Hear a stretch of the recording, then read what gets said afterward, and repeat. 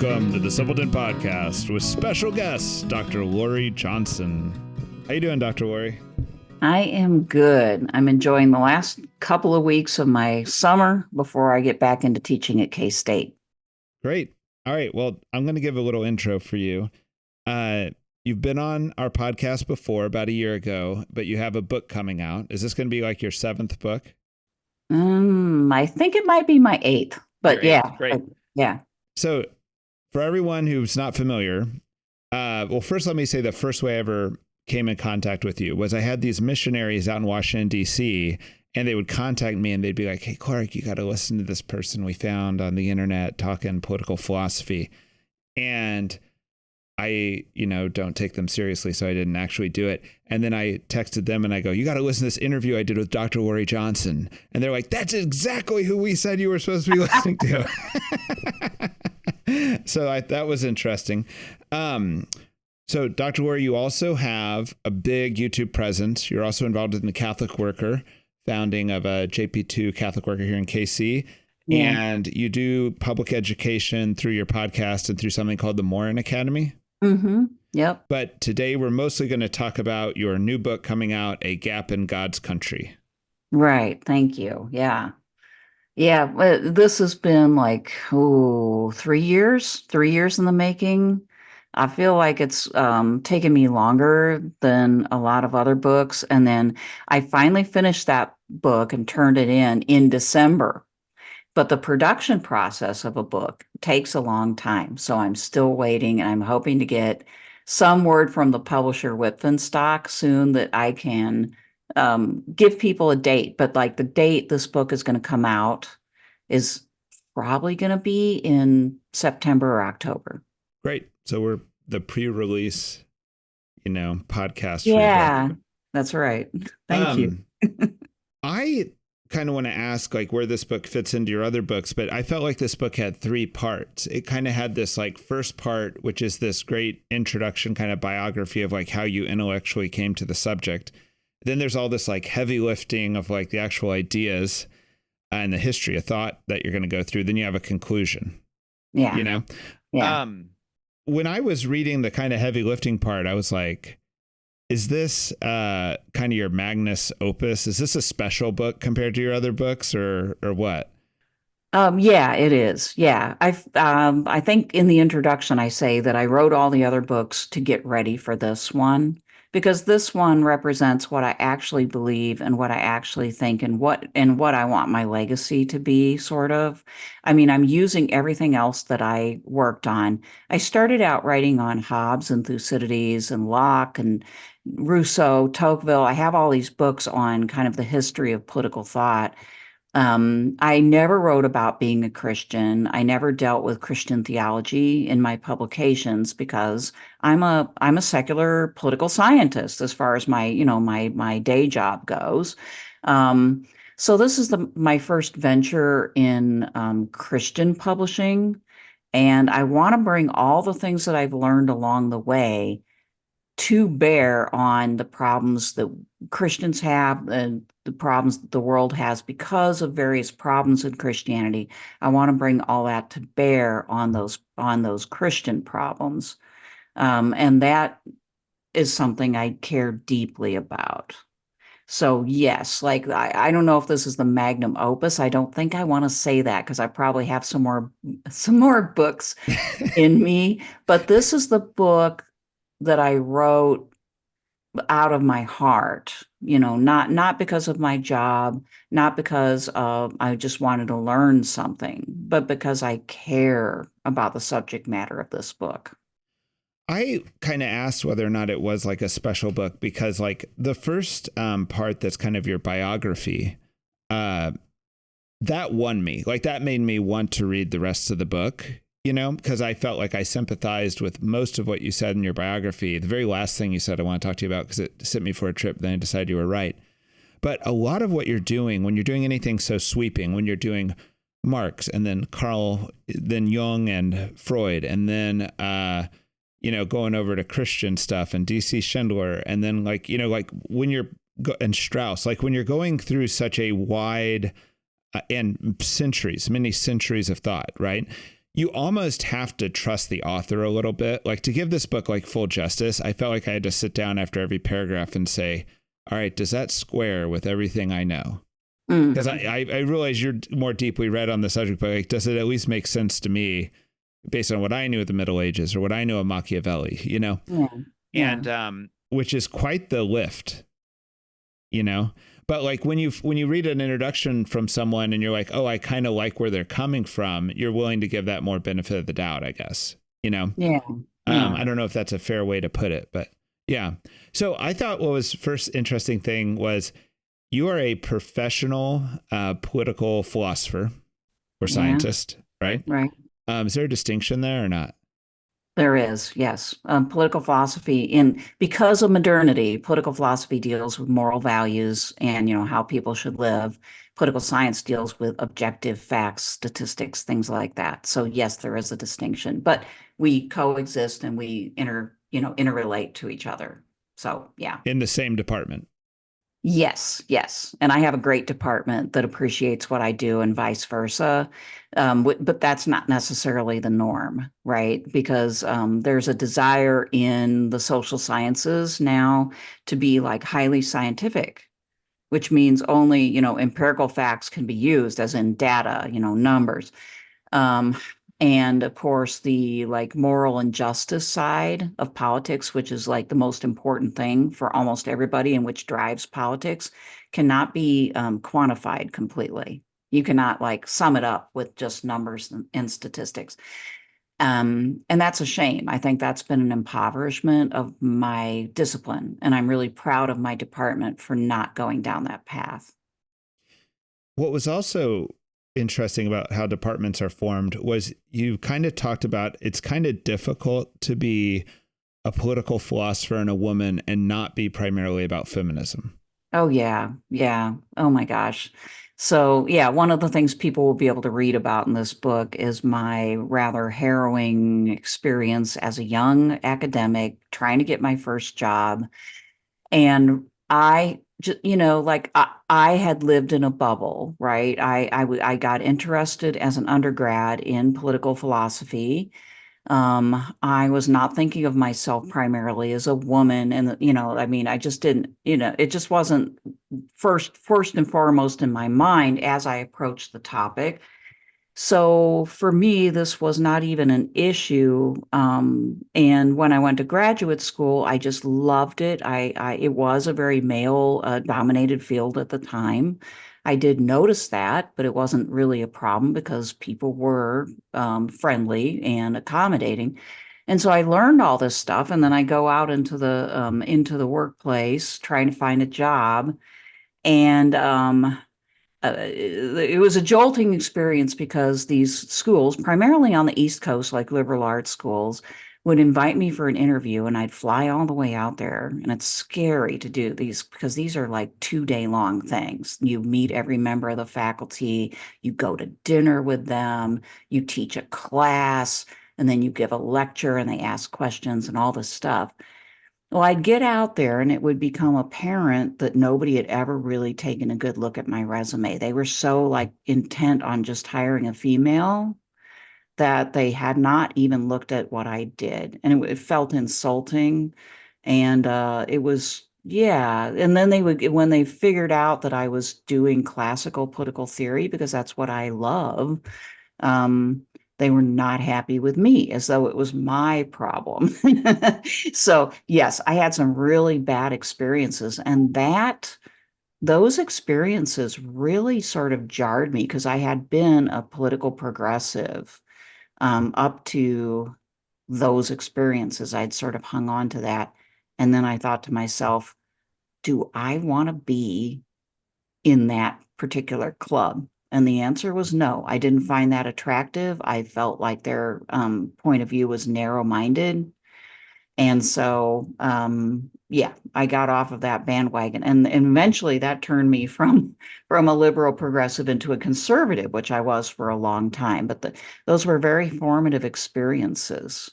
And that's kind of sad because, this judgment that every woman should be a feminist, that you ought to have only particular views. this is not even like what most university people are like. In the Midwest, this is just not really a thing. Like I was welcomed with open arms. There was no problem with the fact that I wanted to do what I wanted to do. But on our coasts, we do have some examples of this kind of, I don't know what you want to call it, pigeonholing people. Um, and I knew I did. I mean, one conclusion I was like, I don't want to be there, you know? So I was lucky to find a place where I could feel free to study what I wanted to do, which is the whole point of feminism to begin with, is for women to be free to do what they want to do, right? Even if it is studying Plato.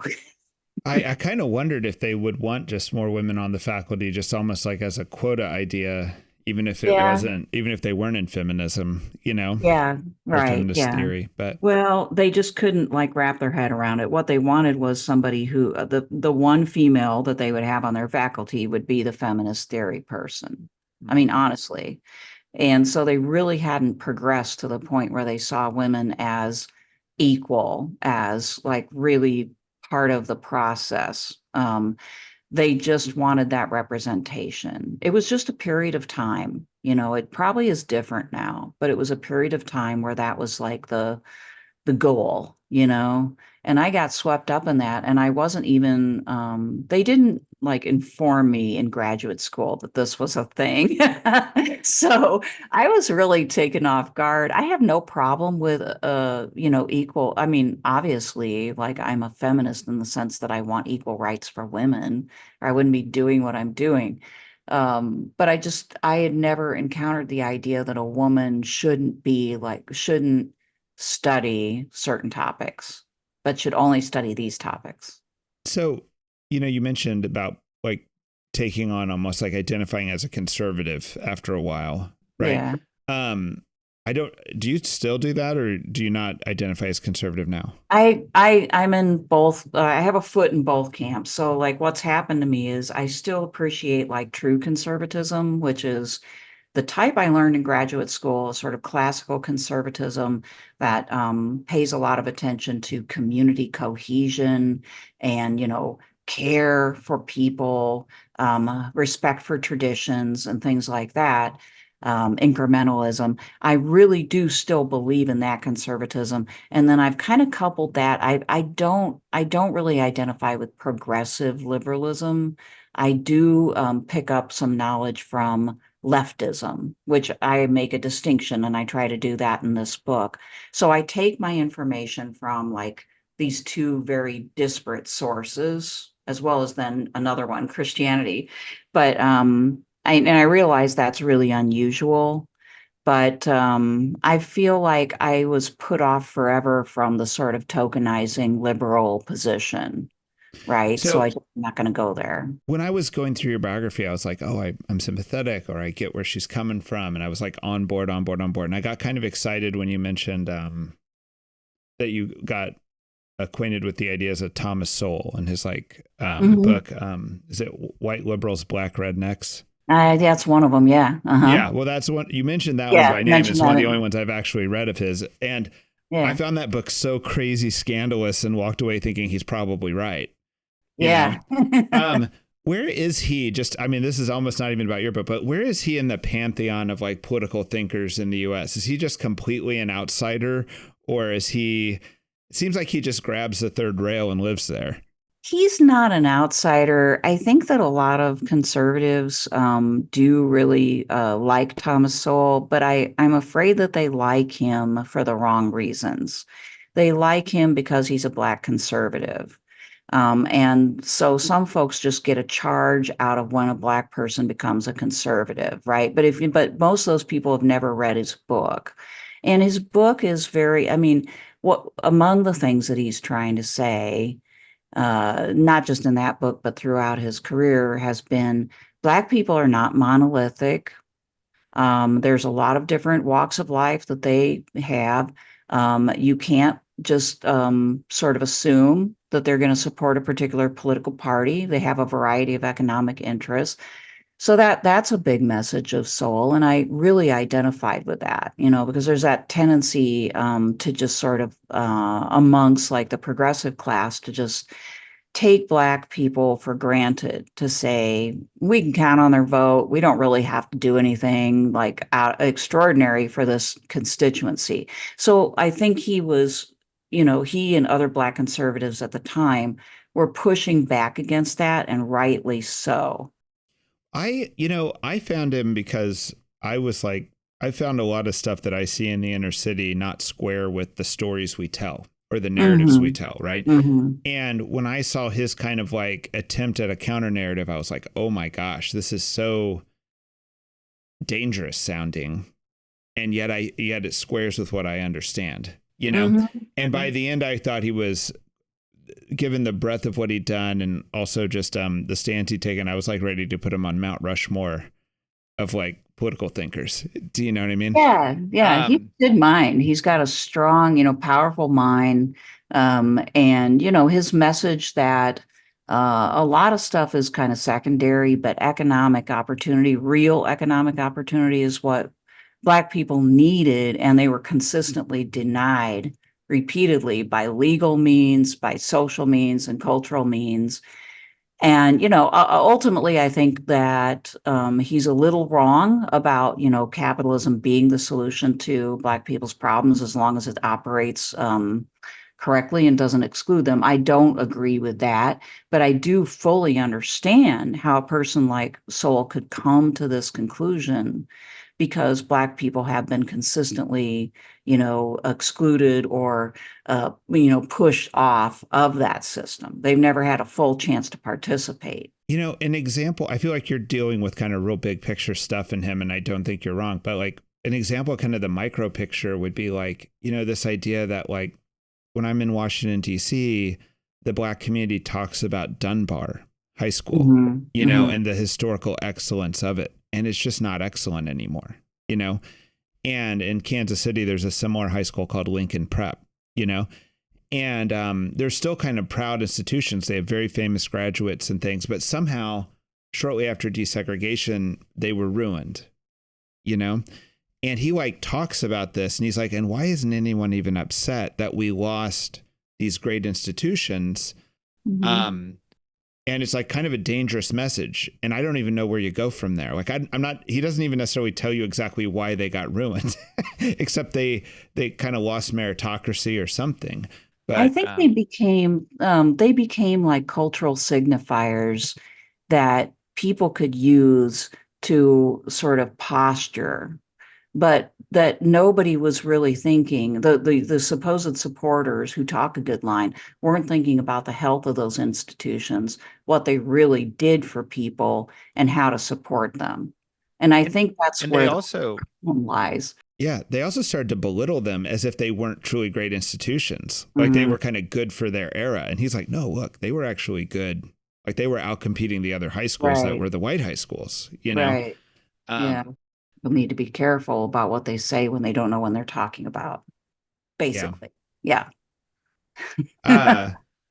So I was kind of on board with you at the end of this. You said at one point that the Democrats had basically become Republicans. And I totally agreed with that, except I'd always formulated as the Republicans had basically become Democrats, but you end up at the same place either way. Yeah. And so then how about we talk about kind of like what you're trying to do? You're trying to, I find almost you mentioned many strains of thought you're trying to use to come up with like a healthy understanding of what's happened over the last centuries, right? But almost as important as what strains you mentioned is this idea that you're willing to be kind of, there was a term you used. Did you call it like heterodox in the way that you looked at it? Right. That you're willing to sample like, hey, if Marx is right on this point, let's give him this point. If his explanations are great here, let's use them. And if, somebody else is great here, let's use that. And we don't have to be a Marxist, and we don't have to be a Straussian. We don't have to be any of these things. Right. We can just like take the good from each of these thinkers. Right. Which is strange. It's a strange claim. Okay. It's what we need. It's what we need. Right. I've often heard, now, can you tell me about this? Because I've heard that Westerners, like the Western mind, likes to be fairly absolutist. Like if you tell me about communism and like libertarianism as opposites, now choose one. Right. Right. And I've heard Yeah. that the Eastern mind's a little bit more like, okay, tell me about communism. Okay, tell me about libertarianism. Okay, well, I can see, when both might be practical. Hmm. But I kind of feel like that's what you're attempting in this book. Is that how you read it, or? Yes, like yeah, the Western mind is influenced, luckily, in my view, but still, we need to get a grip on this. It's influenced by Judeo-Christianity, by very strong, like monotheism. And so that trains the Western mind to think in terms of good versus evil, my team or the highway type of thinking. And so then we apply that to ideologies, we apply that to political thought. And then, it's sophomoric in a sense. We're like, oh, I'm a Marxist. I'm a Marxist. Oh, then I can't like listen to anybody else. Nobody can make a point, and I'm going to dogmatically be a Marxist and join the Marxist club, right? Or I'm a conservative of a particular kind. No one else is right about anything. I will join the conservative club and shut my ears to any more information. This is religious thinking. This is a religious sort of thinking in a bad way, right? And I don't want to make too much of the connection, but I do think we're sort of set up for this by the fact that we're from a monotheistic culture. And so our minds are sort of trained in a binary way. It's either this or it's that. Okay. But in reality, that's hardly ever the case. And the whole point of studying a Marx or a Russell Kirk or a Wendell Berry or an Edmund Burke or whoever it is to gain knowledge that you can use. So if you stop because, oh my gosh, like Marx is evil, or Christianity is terrible and nothing good has ever come of it, you stop like absorbing information, you can't get anywhere. And that's where almost everybody is in our society right now. If we can't get off of that, we're just going to keep shooting at each other figuratively, and enjoying the process of doing that. We're going to fiddle while Rome burns, basically. It's also interesting that there's so much interest in the Western tradition right now, and the kind of the like having some canon of the Western tradition. And it's like, well, Marx is completely Western. Yeah, Like he's a absolutely. homegrown product. He certainly is. And he read Plato, Aristotle. He read all the classics. He knows Greek. He knew Greek. He knew how to translate it. He was classically educated. And this doesn't mean that we should become Marxists. It just means to dismiss him completely out of hand is not fair to the Western tradition either, Right, right. The Western Well, tradition is very heterodox. It doesn't have one angle. It has a lot of different angles. would it be useful to kind of talk through, or at least list the major strains you're trying to draw from in trying to figure out how we got to where we are now? Yeah, sure. I can kind of sum it up.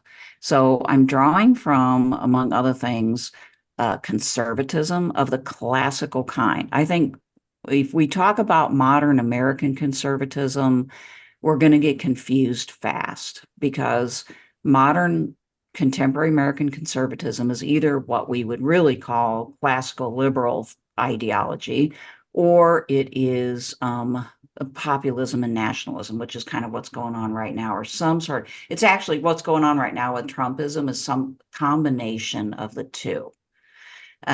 So I focus on classical conservative thought, which is sort of emblematic of Edmund Burke. Edmund Burke is emblematic. Wendell Berry is another figure of a contemporary figure that's a classical conservative. Um, and then I also draw from political theology. So I am drawing from thinkers as diverse as Pope Francis and Stanley Hauerwas. I draw from people both from Catholicism and Protestantism. And I'm focusing on the social dimension of Christianity and how it links up with people's actual belief about God. Who is God? What's the nature of God? And how does our understanding of the nature of God reflect on how we treat each other in our social, economic, political relationships? And then I look at political psychology, which I focus on a variety of people there, but among them is Carl Jung and a little bit of Freud, and a lot of contemporary a lot of contemporary literature on that topic that just tries to get a grip on like what causes people to move off of faith and onto political ideologies. Can I ask, is it popular in political theory to go into Jung and Freud to try to explain things, or is that just kind of a different thing you're doing? It is different. It is Okay. different. For a lot of political theorists, that's kind of old. Or in the case of Jung, because he deals so much with religion, it's sort of like off limits because we're not supposed to deal with religion and political thought in my field. Really, I mean, honestly, that's not much of a thing. And then Jung has he has a fandom out there that has to do with New Ageism, and people don't like that. That if you read Jung, you're not going to see that, like that is a poor representation. In the same way that if you read Leo Strauss, you're not going to see today's neoconservative, which I point out in this book. So I've heard about Strauss from a lot of sources, but never really encountered him in person or read anything of his. Hmm.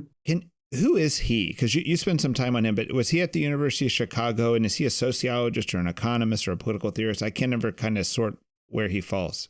He was at the University of Chicago post World War II.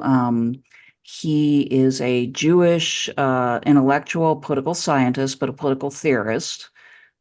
He started a whole school of thought, and the big contribution of Strauss is a comparison of ancient and modern Western political thought, in which he critiques modern political thought starting around the time of Machiavelli, so around the 15th century, uh, 16th century, early 16th century. He critiques that modern way of thinking as abandoning moral ideals, abandoning any sort of sense of moral truth, and like seeing the consequences of that abandonment in modernity as it unfolds through Nietzsche and on. And I've found, I mean, I was educated as a Straussian. I went to the NIU, Northern Illinois University. All my professors in political thought were Straussian, so I'm technically a third generation Straussian. And I've never understood how some of these folks from Claremont McKenna, get their ideas about these are the people out in California that have sort of like turned Strauss into the uh, the champion of neoconservatism. It's just not there. Like if and this is where, I'm a crusader for reading the original works. This is why. Like you would be surprised what people do to twist the words of brilliant people like Leo Strauss. Well, I've seen it with the Bible, so Yeah, yeah, it's not yeah. hard So to no, imagine. it happens with Strauss. It happened with Carl Jung. It happens with Karl Marx. It's just, yeah. That's why I'm the director of the primary text program at K-State. Yeah, that's what I was going to ask. I saw that on the K-State website. What is the primary text program? So it's a certificate that undergraduate students can take that bundles courses that primarily draw from original works instead of having people read like interpretations of them, with the idea that they will get to grapple with those ideas independently. And oftentimes they do have this experience of, my gosh, I thought, Wendell Berry was this, for instance, or, Karl Marx was that. But now that I'm reading them for myself, some of this is reasonable. Other stuff I never thought he would say. Others I don't like, but like they're thinking for themselves. So that's what it's all about. So it's almost like a little certificate, as if it were like a great books program. It is. Yeah. It's an expanded great books program that includes original works from all times and all people. The great books idea has a reputation for being just about the Western canon, but right from the start, we made this certificate open to any literature as long as it's like original ideas or documents. And students have a hard time figuring out like, why is this important until they start reading this stuff. And then it's the most enjoyable thing they've ever read. and it gives them the freedom to think, and to grapple with these big life-shattering ideas. It changes their lives. So I'm glad I've done it. So I kind of, as someone who's, been working on your book for a while now, getting ready for this interview, I don't know how to even delve into that middle section. I feel like if someone's really interested in it, they almost need to get your book, because it's there's so much you're covering there, like how Machiavelli changed the whole attitude of the West, and he seems to be having a moment, by the way, because I'm seeing kind of in conservative podcasting, there's this book called The Machiavellians that's about 100 years old. Yeah. That's kind of they call it let me tell you the terms I'm hearing and you tell me if it squares in your professional political realm, but they're calling it the Italian political theory. Or does that sound right? And they're talking about Pareto and Machiavelli and a couple other guys who I can't remember right off. I don't know if I would totally lump all those people together. I'm gonna have to check this out, because I think that lumping of Machiavelli with Pareto, for instance, I think that's problematic. But you would have to give me a day to figure out why. Well, yeah. Well, I'll tell you from my it's interesting also having you on our podcast, because we're kind of like a dabbler political theory podcast, and you're kind of a professional in it, So you're in a dangerous situation talking to us dabblers. But I kind of took away from what they mean is that at the end of the day, it's kind of just realpolitik or something. It's always just kind of at the end of the day, people with power kind of making decisions. And what you want is to either limit that or get a good person in there, I mean, and that is at a sort of general level, that is a message of both, right? And particularly of Machiavelli. And it's not a bad message. I mean, this drives people crazy when, they talk to me, or they when they read this book, it'll probably drive them crazy because, as a Christian, in a lot of ways, I might be identified as an idealist. I'm a person in the Catholic worker movement. I believe in, strong community, but at the same time, facts are facts. Machiavelli is right about the way a lot of people are and the way politics runs a lot of the time. And I believe you have to embrace the facts. You have to embrace the realities of the political world rather than kind of stick your head in the sand. Or you can't ultimately, make progress in fixing our problems. At the end of this, I want to run two of my own political theories by you. And one of them is basically Marxian, even though I'm definitely not a Marxist, but I just kind of want to throw it at you and see what your reaction is. But let's go. Well, I do have a question about your overall view of politics. So I've been wondering, when we had you on last time, I kind of was in this period where I was rejecting utopianism, Yeah, I remember that. Yeah. Right. And I haven't gotten off that. I'm still, I keep thinking that the real job of man, or the job of a Christian, is to more surf than to construct. We're just going to be dealing with what's coming at us, and we've got to ride this wave and make the best of it, and keep upright, And that would be because of faith in that God is going to direct our efforts, or that God is ultimately in charge. Is that right? Well, it also is just a realism of what you can control and can't.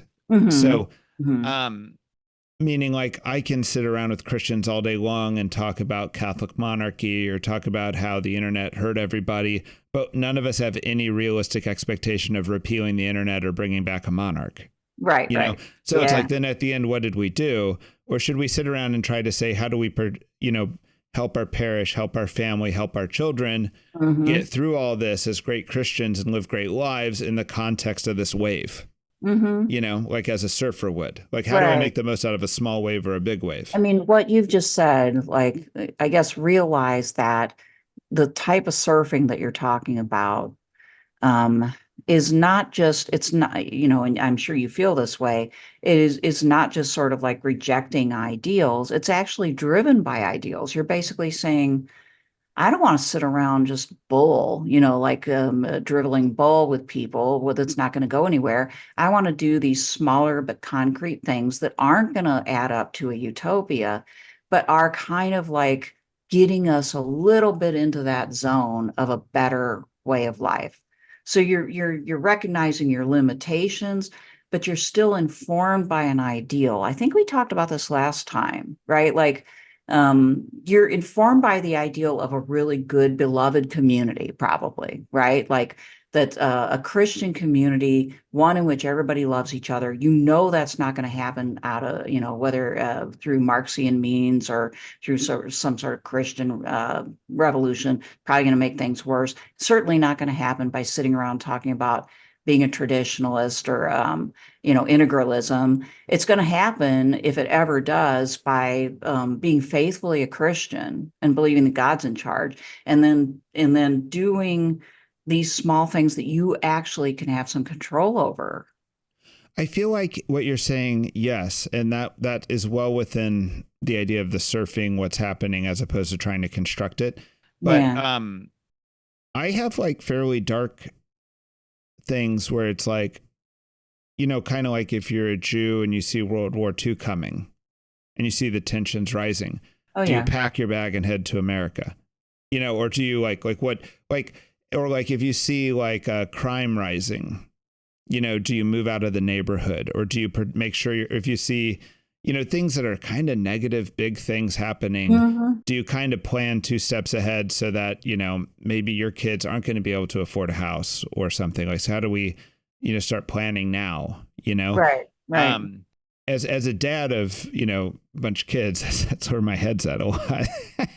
As opposed to like I'm really for community, and my parish has been really doing great, and I'm really blessed by my parish, and even by just people outside my parish right now, how much community there is here. And I think we're actively think about supporting it. But whenever I think politics, my head's not there. My head's in Sort of like catastrophism in a way. Like, I'm not a doomer totally, but it's like I had somebody the other day say, they were for more gun regulation, right? mm-hmm. And I also realized they'd chosen to live in the safest neighborhood in county with the most proactive police force, Mm-hmm. right? Mm-hmm. Well, it's like, well, there's a lot of ways to handle your personal security, and that's one of them, and it's valid, Mm-hmm. and you probably be fine without a gun where they live, But then there's other people who have different situations where they don't have that. It's kind of a luxury to have that. It costs a lot to have that, Right. Why did I bring that up? I mean, I am like right there with you. Okay, I have the same struggles, and I guess my initial take is it is not unreasonable, and I don't think it's contradictory to think about your own like safety and well-being and that of your family and the people that you're responsible for first. And therefore, sometimes people are going to run into these dilemmas where they have to balance what they can do for the community and their ideals against the reality that they have to negotiate. Now, a real CAD, frankly, would ignore, like, I mean, honestly, like I'm thinking of Tolstoy here. Tolstoy's position about pacifism was absolute. Supposedly, even if somebody like came and tried to rape and kill his wife, he still wouldn't like respond with any degree of violence. I sure would. Okay. Right. And I think that that's because we have a primary responsibility to our own survival and that of others. And even Thomas Aquinas would agree, other people, the immediate around us, that we have like a actual ability to help guarantee their safety.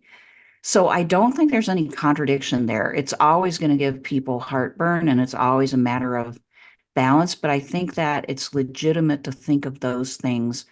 For instance, a fleeting thought I had the other day is, should I renew my passport? Should I urge my son to renew his passport? Just in case the shit hits the fan in November. Right. I mean, stuff like that is absolutely realistic and understandable and doesn't clash, in my mind, with the goals that I have long term for a better world. I'm doing the best I can. We aren't gods.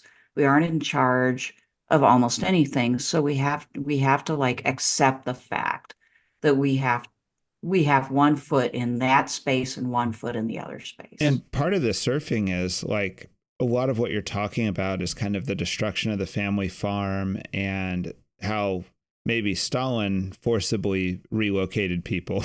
But in Yeah. America, we relocated tons of people, not forcibly, but about but sort of economic forcibly. necessity. Yeah, Yeah. right.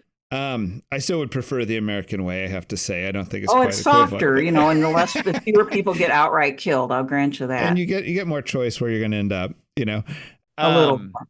Yeah, but like AI's coming, right. the Optimus bot is coming, which is this Tesla. For people who don't know, it's like the Tesla robot. And if you get self-driving technology in the Tesla robot, that's a humanoid robot. I mean, there's going to be a lot of jobs that aren't done by humans anymore because you can run those things 24/7, Which is why people need to understand the Marxian critique of capitalism, because this is where this ends up. If your economy is not really driven ultimately by human values, but just is sort of driving itself, it ends up eliminating the human dimension, just as it has done for generations, where we automate, and people go to less meaningful jobs, lower wage jobs. Eventually, our automation, that's what AI is extreme automation.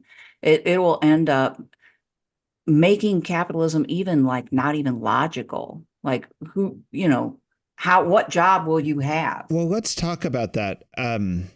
There was a sentence I've heard some people speak where they're like, well, we're going to get to kind of post-scarcity society. Like we're working will merely be hobby, not for real, right? Yeah. And one question is, are we there? Because I work with a segment of the population that has decided not to work and has figured out a way to get by not working. And there are people like that, and there's a lot of people that are mentally ill. And as you know, I mean, you work with those people too, addicted, mentally ill, a huge number of people, right, that are just kind of floating. Well, I think besides that population, it's possible to have, historically good shelter with air conditioning and heat.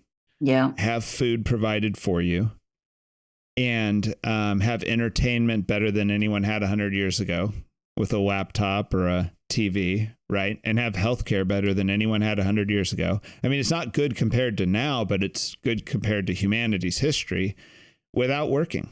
Yeah. At least in some places in the world. They tap into all of the benefits that they can receive. Right. Yeah. And that's not unusual for us to meet at Simple House. Right. When we go into public housing neighborhoods and things like that, we're meeting people who, when their choice is to hustle and perhaps create a better life or accept this lower level and not hustle, a lot of them have chosen the lower level.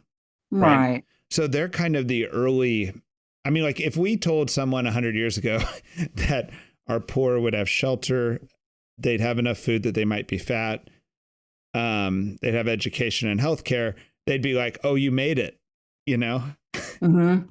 But it's an empty life, like, to the extent that people are doing that for no other reason than that they don't want to work.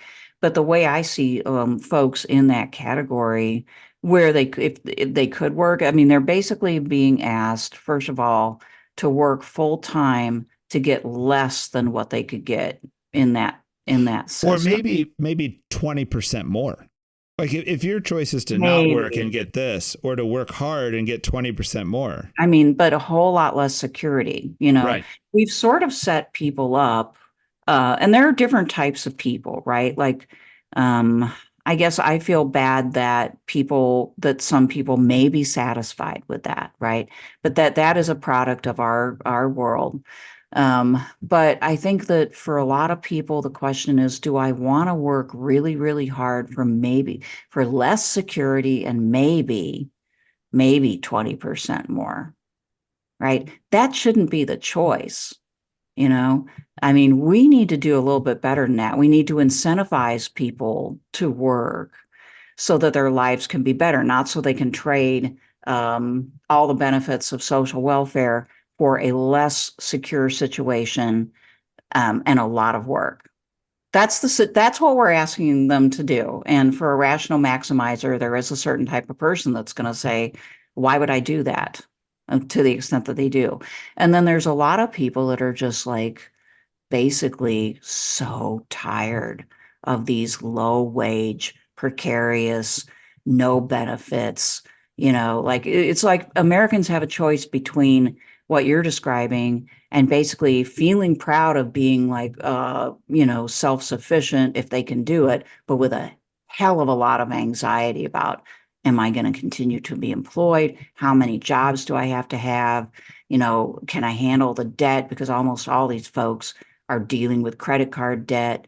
If they go to college, they're dealing with student debt. So it's like, we need to have I'm not quite policies. as I'm not quite as doomer as that on like I feel like with almost every poor person I work with at Simple House, if you wanted to do a 5-year plan, not a 5-month plan, we could get you in a much better place, well more than 20% better than you are now.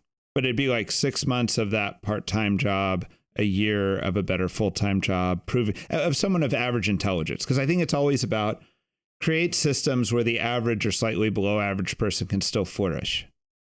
Yeah, and that's a problem too, because I mean, the very concept of average means that there's always going to be a lot of people who are below average or Right. lower. Right. And and we're basically saying to them, which is not, there's no like this is just the way of the world. But we're basically saying to them, you have the full responsibility, same as anybody else. But there's an awful lot of people who can't handle that degree of like whatever we want to call it, Well, we could the critique. system or whatever. I think you're right to critique that. I guess I see people act like, oh, well, the exceptional person escapes the projects. And it's like, yeah, the exceptional person escapes projects. Can we have the average person escape the projects?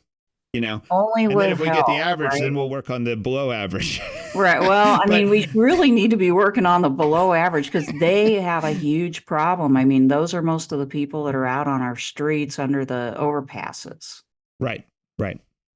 I'm talking, yeah, I guess I'm thinking, what am I trying to say here? I'm trying to say that I can make a believable plan that in 5 years, someone can go from poor to lower middle class, Yes. And I believe that's very Too. possible in America, much more possible in Kansas City than Washington, D.C. It's much harder in Washington, D.C.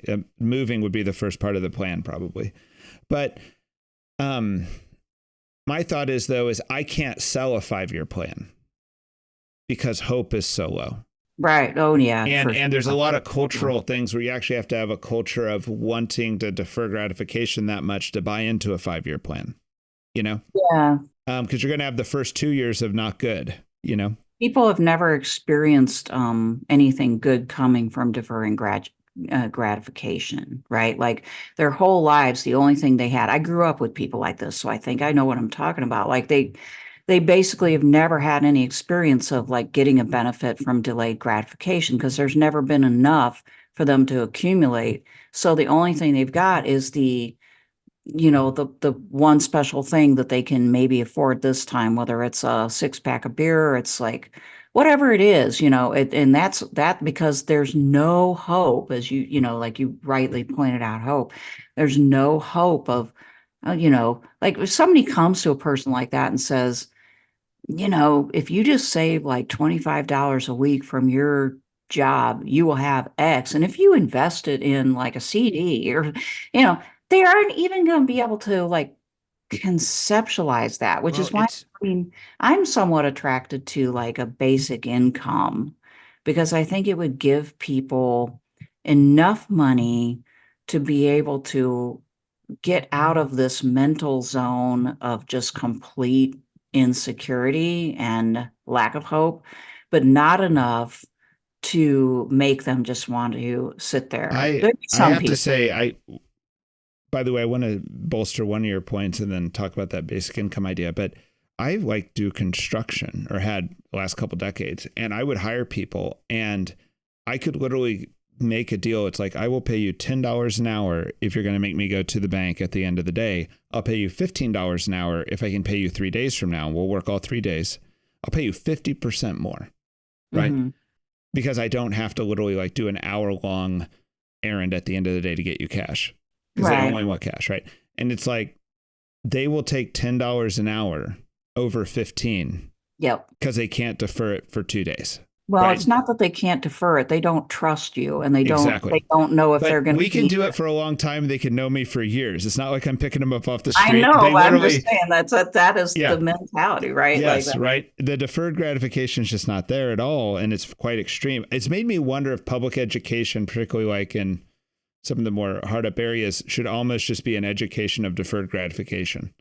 I mean, I went through those types of schools. It's not an education in anything, Clark. So like we've Sure. got a ways to go, you know, like I didn't get any education. I got it at home, but you know, they weren't teaching anything to speak of. And that's the truth about the schools that they go to. So like if we were, I wish they had the luxury to teach stuff like that. But it's a middle class kind of school that could do that. Well, And I think part of what we're talking about here is middle class values versus like non-middle class values, whatever word we want to use. And I think that we need to like not assume that people who didn't live, you know, never had the experience that we've had as middle class people or above, that they have the head space or the, I don't know, the emotional and psychological like wherewithal to even understand what you're saying. well, I think the thing that I've been always toyed in my head was like, what if you just went to first graders and followed it on up each year, but just like figure out whatever motivates them, be it stickers, candy, or cash. And just Yeah, say, all right, this is what you get on Monday. This is what you get on Friday. Who wants to choose? Right. And whatever's on Fridays, at least 2x what's on Monday. it would And no if doubt help. I and if mean, one kid would stick it out and then nana nana boo boo the other kids on Friday, then maybe the next week 2 more kids stick it out. And maybe if we did that every year during education, and it would just be like almost like a game education, you know? and I think it would, I think it would help, but then we have to just remember they're going home to like drug addicted I parents. know, but I mean, there's yeah. I don't want Yeah. to take away their I don't want to take over the home though. Uh Yeah, but that's where the real issues lie. Like a kid that's of average intelligence or better with hope in the wrong home. Like I was born into the right home. My dad was an educator, so it didn't matter what kind of crappy schools I went to or the crime that I was around or the fact that I didn't get an education outside of my home because I had a home that provided me those values and that information and I had the ability to teach myself. It's the only way I'm here now, right? But like most of the people around me, they didn't have anything like that, honestly. to me that's the lesson of Thomas Sowell is that culture is far more important than you've ever given it credit Yeah, for, it you is. It know, is. in the Yeah. success of the person. And really, I think like you could almost say the greatest inequality in America or in the world is feeling loved or not feeling loved and having a positive culture or not. That's right. You Yeah. know, like if you have two parents that you believe love you, you are way ahead, you know. That's right. Um, I don't, we're sidetracked though. I want to get back on this No, but other it's idea. important stuff. But yeah, It like is, yeah. important stuff. Um, let's talk about your conclusion. I have a way I'd summarize it, but do you want to summarize it or do you want me to go for it? Well, I'd like to hear what somebody else took out of it, and then I'll respond if you don't mind, because I'm curious. It's going to be too simple what I'm going to say I took out of it. I kind of got that you did a really good job of explaining how we got here. And then you spent a lot of time on the Catholic worker near the end, you Yeah. know, and the Catholic worker is very much a personalism movement, Hmm. you know, and that's actually like there's a saying in economics that I kind of buy, which is the only good macroeconomics is micro.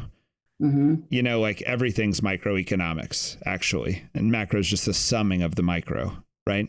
Which is not the way most economists view it. But I almost feel like it's like all good politics or all good social movements are actually just personal. And that if we kind of engage our Christian personal life, that's the only way forward. What do you think? What's your response? I think for the individual that is the primary question that they should ask, which is why I even, you know, go on about like if you can't get out to your backyard and plant anything, you can't do anything else, that kind of thing. If you're lucky enough to have a yard and you don't have something growing in it, you're not partly doing if in other words, if you can't work for real, like with your body and do something, then you probably should work on that first. So I do a little bit of that Jordan Peterson 12 rules of life kind of stuff, because I do think people need it, because if you don't have the power to be able to affect your own life in real concrete physical ways, like making a connection with your neighbor, trading favors with friends, basic stuff that people are having a challenging time doing now, then you can't do anything else, no matter how much you like talk on the internet about political ideas. But then in addition to that, and I also have a section in there about just like how Christians need to reorient away from Christian nationalism and away from this hyper politicized mess of Christianity that we've got, and tap back into the original teachings of Jesus. But also I do deal with the political national political and economic policy realm, because I do want to say that we probably can't achieve some of these other goals unless we, at least not as well, if we don't have a better context. And for me personally, that means taking incremental steps in the right direction. It doesn't mean becoming a socialist country or, suddenly adopting a completely different system. But it does mean, for instance, things like changing policies so that local businesses, farms, and agricultural operations are not discriminated against by our regulations and our tax policy, so that we can actually have like thriving local economies if that's what we want, which is what we say we want. We have to recognize we've created a system that puts all sorts of roadblocks in the way. It also would be great for those businesses if we had a better infrastructure of transportation and communication that we have, so that people could spread out across this country and do their online jobs in small towns and revitalize them, and actually get away from this hyper concentrated urbanization that we've got right now that's causing political problems for us. So I do try to make some of those points, and those are not like revolutionary suggestions, but I think that there are things that if we can't do those things, then we can never get any further towards the beloved community of actually caring for each other in the way that and living the way we would like to live. And I don't think that, I mean, I make it clear in my book, I don't think that the Democrats are doing a whole lot better than Republicans on like providing us with those things, with like viable paths towards these types of improvements. Democrats as well as Republicans have favored corporate business for a long, long, long time. And now we are dealing with the consequences of that. So I go, I talk about the individual level, the religious church level, and then the political policy level. Yeah, I think we think of regulation as something to reel in the big corporations, but in fact, the big corporations have the ability to author the regulation, and they have the staff to do it, whereas the small corporation doesn't. Absolutely. Yeah, it's totally rigged so that the small business or medium-sized business cannot possibly compete. They don't have armies of lawyers. They don't have like intricate knowledge of the, yearly updates of the regulatory system. And this is one of the things I argue in this book is this has been by design. Back in the 70s, our country decided that corporate power was a soft power that we can wield on the international scene. And there was a conscious and public statement that this was in the best interests of our national interest of U.S. foreign policy, and that has been the case ever since. And I don't think most people understand that. It seems like in your book here, and also with your work with this Catholic worker farm and Spencer over there, that farming has a special place. Yeah. That it's more than one thing among many human activities. That somehow, yes. Could you talk? To me, honestly, I see that as a widely held opinion, like almost like it's a truism. At some level, I don't get it. I've never been a farmer. I've had a garden before, but like, yeah. Yeah, I'll and try. then the other thing, the pushback, I'll tell you the pushback before you even tell me the argument. Oh, no. The pushback is I've been to poor countries like in Latin America where farming is everywhere and they are closer to the land. Yeah. Yet they have the same poverty problems. Like they're still showing social illnesses while being closer to the land in a way. Well, a lot of those Latin American countries are doing commodity crop agriculture for us. So their farming system isn't the way it used to be. What's happened is we've moved from subsistence agriculture all across the world, in which people could feed themselves, their family, and their local community off of agricultural products grown right there, to basically growing most things for the international market and neglecting their own families and their own people. And then they become dependent upon the international market. And if that gets screwed up, they starve. So like there's, the people in Latin America are into the, like they'll sell coffee, they sell their, their gas, their minerals. They do a lot of, like Argentina does a huge business in cattle, just like here in Kansas. Like beef is a huge thing, and they sell most of that on the international market.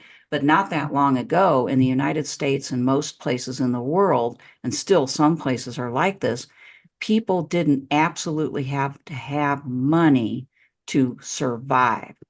They could feed themselves by growing things, plants and animals in their local area that actually made sense to their environment, and they could survive without money. My dad's family could survive without money. He's 97 years old, so this was not that long ago. Well, let me ask this, because when I think of this, I think of like Central America and Nicaragua, where we used to have a mission where like when they have a commodity farming, there were often small acreage farms. And there would be like a level of trees. Then there would be these mandarin orange trees. Then there would be these coffee bushes that needed shade. And it was kind of very nice, when you visited. But then like whenever they have a problem, be it a war or they shut down for some reason, they just mow all that down and put in beans and rice. Yeah, because they have to, because then right. their But it's also more supply is subsistence. And it's also like the more environmentally degrading, It's not environmentally, subsistence farming isn't environmentally degrading. When you see it mow down the forest and put in the beans and rice, it feels environmentally degrading. It wouldn't be if it was done from the start. It's environmentally degrading because they went over to the other system. Okay. And then they had to get rid of it to survive. But if they had been surviving from the start based on their own like local national products, we're just talking about basic economic nationalism here, right? Like, that you actually take care of your own first. If your farming does that in a responsible way to feed your own country, you're not going to be in that situation of, oh my God, the international market's cut off. I have to burn the orange trees or the, whatever coffee plantation to the ground so that we can grow some stuff. That's a distortion that happens because we've gone from, well, we'll mainly grow food for ourselves because we do need to eat, but we'll also grow some coffee because that will give us even more money. We've gone from that to the whole freaking country is relying upon, I use the Irish potato famine as an early example of this. Ireland was an early adopter because of English pressure of international food system. And so they went over to potatoes so that they could grow a high calorie dense crop in a very small space that would feed them while they grew mostly wheat for the international market that the British use to trade with people. Okay. And then they, when they ran into trouble with the potato crop, they starved. That's crazy. That is a crazy thing for a country to do. And so I'm just saying, like, let's like not trust the international market so much that we shoot ourselves in the foot. And that is particularly important for agriculture because we cannot live without food. And I don't know why this is so hard for people. Like, yes, you can go into the grocery store now and there happens to be food there, but it's like very hard for people to imagine that it might not be there, but it's not at all hard for me to imagine that. I see it with manufacturing too, that like, Elon Musk said that it's about 10 times harder to figure out how to effectively make something than to design it. Yeah. But when we lose all our factories, we've lost generations of knowledge on how to actually just make stuff, Right. Yeah. All right. Do you want to hear my political theory I want you to comment on? I do. All right. This is my Marxist theory. I think a lot of what's happened politically could be explained by asset owners. And asset owners are just households that happen to own their house and have a 401k. All right, so here's my sales pitch. Okay. Whenever the factories started going overseas, like in 1985, if you were in this like part of America that owned their own house with a mortgage and had a 401k, which is, I think, maybe at least a third of the households in America, somewhere around that number, maybe not at least, but a third, you saw your prices get cheaper at Walmart and you saw your 401k go up because you owned a share of the companies that actually sent the factories overseas. Yep. Right? When you saw immigration come in, you saw the price of your goods go down. You found that maybe you could hire someone to do your landscaping, do construction cheaper, clean your house cheaper. And you didn't really see any negatives from it. You weren't living in the neighborhoods where, like my old neighborhood, if you got hit by where your Catholic worker farm is, actually, if you got hit, it was almost always a hit and run. It was almost by an uninsured driver, partly due to immigration, because some of these people can't fully participate in the way our system, and so overall, it was kind of a net positive. You didn't feel the pain of the immigration, right? Your wages didn't go down, right? When the subsidized interest rates happened at like 0%, you could take out loans at 3%. You had access to those loans. You could buy assets. You could upgrade your house, do whatever. And your house value went up with all that money being pumped in. And as inflation happens, yeah, it kind of sucks at the grocery store, but you saw your 401k grow up. You saw your assets go up with the inflation. And so on net, you can't figure out why it's such a big deal. Right? Yeah. And so this like 1/3 of the households, which maybe 20, 30 years ago were Republican households and now seem to be as much Democrat as Republican, they don't see the problem with the way things have been going and they wouldn't mind keeping the rudder on course. Right. Whereas like the 2/3 or 1/3 at the bottom see their wages never go up, due to all the competition. They were the one working at the factory when it left. They didn't have access to the 0% loans, and the inflation hit them with zero upside. Mm-hmm. And I feel like that sounds like a Marxist theory of what's happened over the last 30, 40 years. And it seems about true to me. Yeah, it is true. Yeah. I mean, you wouldn't have to be a Marxist to observe it. I've seen like many of my colleagues would probably agree, and they're not Marxist, but basically the insight derives from, the idea that, to the extent it's Marxist, is that classes, the upper class insulates itself and doesn't really care or see. And I would say it's more like in our case, like in our country, you don't even see the other half, or they look at it very unproblematically. You go to Walmart and you get your cheap stuff, and you're not thinking about the systemic ramifications of the fact that you can do that. And you've got your 401k and it's nice for you. And you don't even really like fully understand that most people are never going to have anything like that and what the implications are. You also don't understand that you're one crash away from poverty yourself because you have a 401k. Like that's a thing, like if you retire at the wrong time, you could be like relying on your Social Security more than you want to. So most people just are kind of blissfully living in their bubble. But yes, like this system and the people that you're describing are the people like myself, that will vote every time. They're kind of the decision makers as far as, who we're going to elect. And those people it's kind of like, well, the economy is good. The stock market's going up. I'm getting paid more. I get to pay these other folks more. I'm buying more stuff. What's wrong with that? But they're not quite fathoming that the other 2/3 are living, if they're lucky, paycheck to paycheck. They have debt. They don't, and this is very important, they don't have anything like the cultural dignity that we have. And you're starting to see this, like you feel it. Well, you definitely feel it with the Trump reaction, right? Like there's a certain amount of people who are attracted to the Trump movement because it's a pushback against that way of life and those types of people.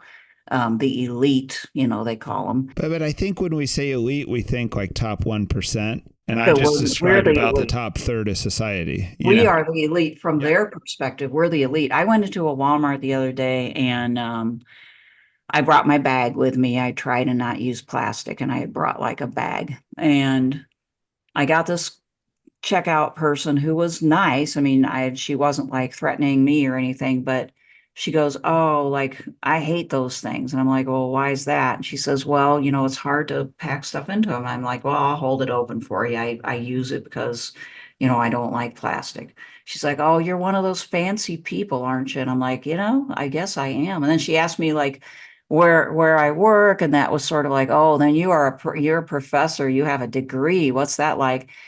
And I, just had a friendly conversation with her, but it sort of cemented this, like there are tons of people out there that won't say those things, but I think they hold the same sort of resentment even more deeply of everything from the old cultural artifacts.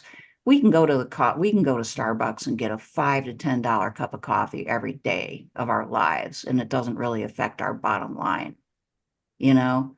I mean, for other people, that's like the luxury of the day. If they do it, it's like, wow, I get a Starbucks. And a lot of people don't give a shit about Starbucks too, right?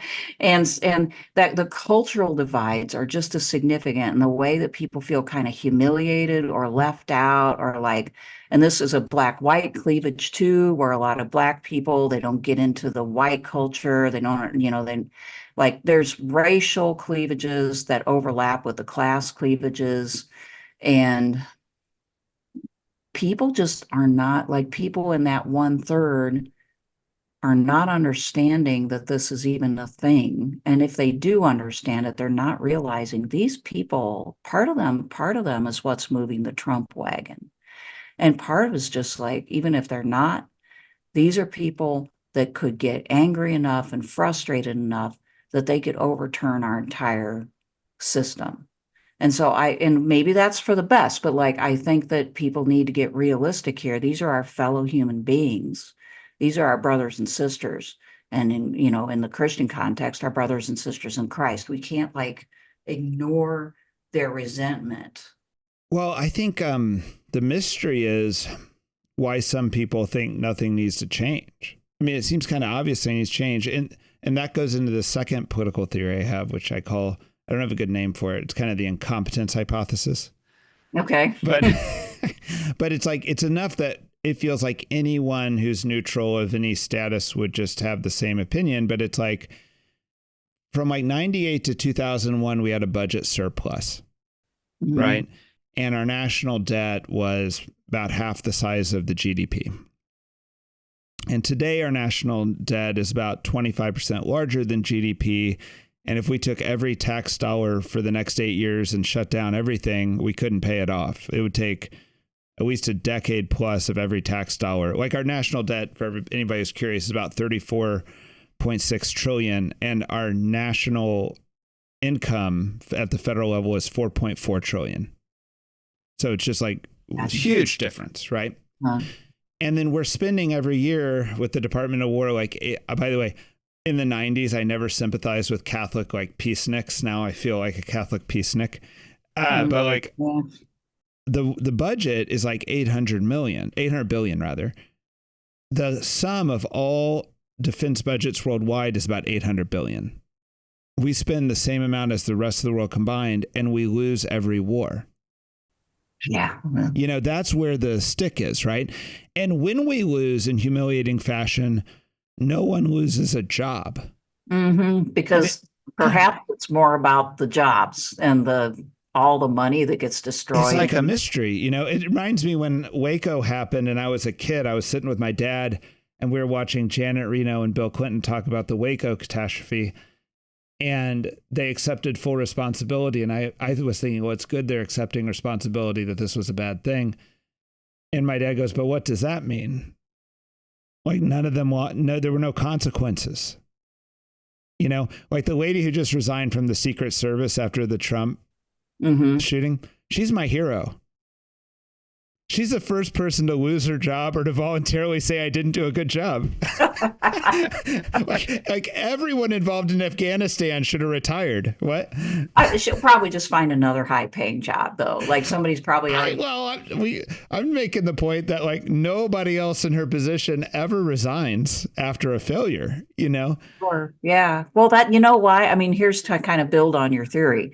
My theory is that war and incompetence eat up lots of resources, and in capitalism, you oftentimes have like an overabundance of money that needs, if you have too much, you have too much buildup of it, too much buildup of resources, and there's not enough demand, right? So there's nothing better than the military for like you can pour in labor and money into it, and then you can just blow it up. Then, oh yeah, it's the worst investment you could ever make. yeah, but it's for the economy because then you need to make. But it's not good for the economy. It's like, I mean, making bombs that blow things up that then you have to pay to replace is not good for the economy. It's stupid, but it keeps people employed. No, but it would be just as easy to keep them employed building high-speed rail.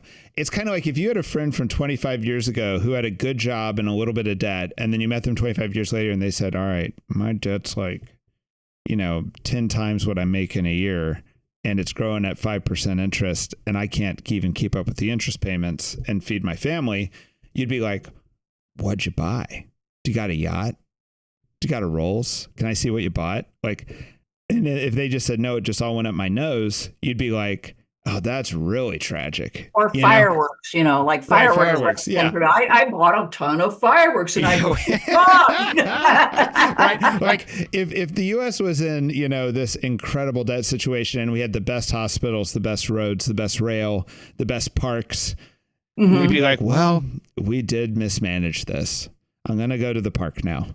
Yeah. But instead it feels like we degraded while blowing it all out the, window, No, so, that's for sure. I mean, that's what makes the system it's not rational, and there is a need for some planning. And I think our country is still living with the Cold War mentality where it's this choice between the fictional Uber free market, which doesn't even exist, a point I try to make in my book, and like communism. Those are not the two choices we have. Right. We are adult human beings. We can make decisions about how we want to use our resources, and we can do that collectively. We could even maybe do it democratically if we really wanted to.